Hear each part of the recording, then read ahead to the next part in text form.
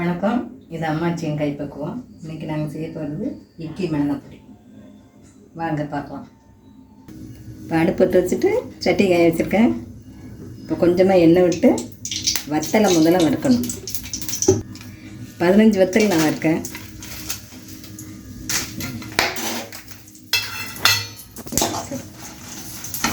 இப்போ வத்தல் நல்லா வறுபட்டுட்டு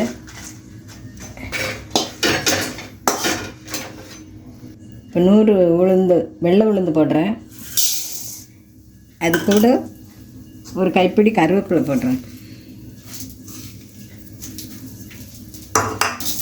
இது நீங்கள் இப்போ 100 உளுந்தும் கருவேப்பிலையும் போட்டு வறுக்கேன். அது ப்ரௌன் கலராக வர வர உளுந்து வறுத்துருங்க. அந்த கருவேப்பிலையும் நல்லா மொறுன்னு வந்துடுங்க. அது வரைக்கும் சிம்மில் வச்சு வறுத்துருங்க. இப்போ உளுந்தும் கருவேப்பிலையும் நல்லா மொறுன்னு வந்துட்டு உளுந்தும் ப்ரௌன் கலராக ஆகிட்டு இன்னும் சட்டியை மாற்றிட வேண்டியதான்.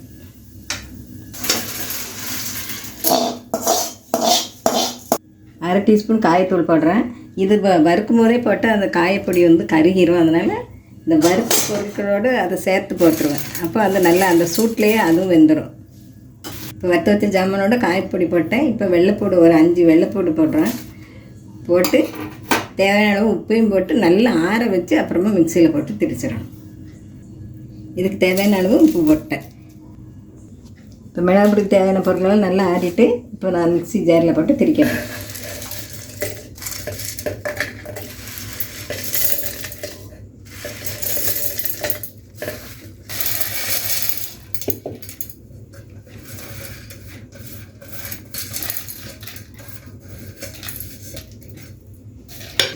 இப்போ திரிக்கலாம்.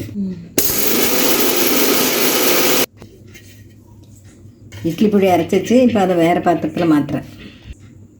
இட்லி மிளகாப்பொடி ரெடி ஆகிட்டு இது இட்லி, தோசை எல்லாத்துக்கும் வச்சு சாப்பிட்லாம்.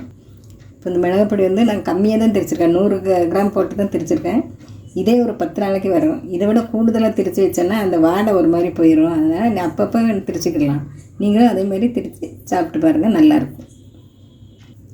இந்த மிளகாப்பொடி ரொம்ப ஈஸியாக செஞ்சிடலாம். இன்னும் எள்ளு போட்டு திரிக்கிற மிளகாப்பொடி நான் இன்னொரு வீடியோவில் போட்டு காட்டுறேன் உங்களுக்கு. சுவையான வாசமான இட்லி மிளகாப்பொடி ரெடி. உங்களுக்கு பிடிச்சிருந்ததுன்னா அம்மாச்சியின் கைப்பக்குவத்துக்கு சப்ஸ்கிரைப் பண்ணுங்கள், லைக் பண்ணுங்கள்.